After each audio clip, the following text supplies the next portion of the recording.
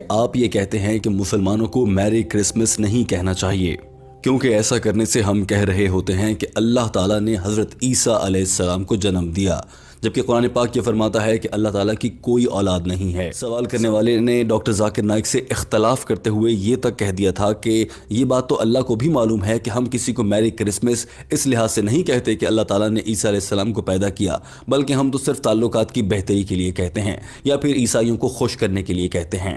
And my question regards Dr. Naik's statement previously about saying Merry Christmas to a non-Muslim makes us somehow submit the fact that, well, the idea that Christ was the Son of God, and it makes us one of them.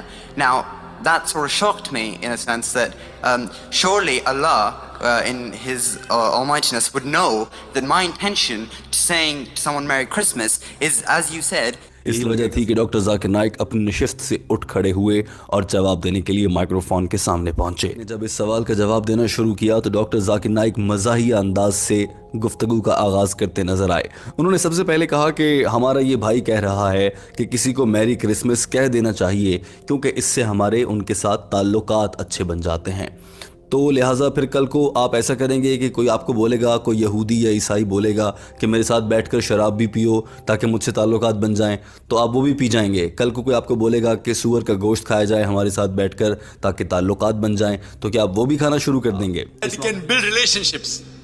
So tomorrow you'll ask me the question, why can't I have a peg of alcohol to build relationship? Why not? Why? What's wrong?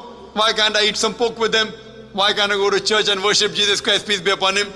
See, you doctor Zakir Naik نے کہا کہ کسی کے ساتھ بھی تعلقات بنانے کے لیے بھلے آپ دین اسلام کی تبلیغ کرنے اور دعویٰ کے لیے ہی تعلقات بنا رہے ہوں، غلط راستے استعمال کرنے کی قطعاً اجازت نہیں ہے۔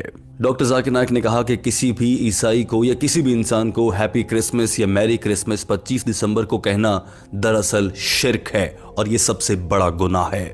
آپ کی نیت چاہے کچھ بھی ہو، تعلقات بنانے ہوں یا کسی کو خوش کرنا ہو یا کسی بھی وجہ سے آپ کہہ رہے ہوں، ایسا کہنے سے آپ حقیقتاً یہ بات کہہ رہے ہوتے ہیں کہ اللہ تعالیٰ نے 25 دسمبر کو حضرت عیسیٰ علیہ السلام کو جنم دیا، جبکہ قرآن پاک کی سورہ اخلاص اور قرآن پاک کی تمام تعلیمات کی روشنی میں ہم سب جانتے ہیں کہ اللہ تعالیٰ کی کوئی اولاد نہیں ہے، اور ہم میری کرسمس کہہ کر کسی کو اللہ کی اولاد بناتے ہیں، یہ کھلا شرک ہے۔ 25th of December and you're agreeing that he is the begotten son of God, which is shirk. Doctor Zakir Naik نے کہا کہ تعلقات بنانے کے نام پر کرسمس کہنا دراصل حرام ہے، اور آپ ایسے کر کے تعلقات نہیں بنا رہے ہوتے، آپ اپنے لیے جہنم کی آگ میں جگہ بنا رہے ہوتے ہیں۔ Relationship, you know what you're doing? You're building a place in the Jahannam. Doctor Zakir Naik اپنا جواب مکمل کر چکے تھے اور انہوں نے کہا کہ مجھے امید ہے کہ آپ کو آپ کے سوال کا جواب مل گیا ہوگا۔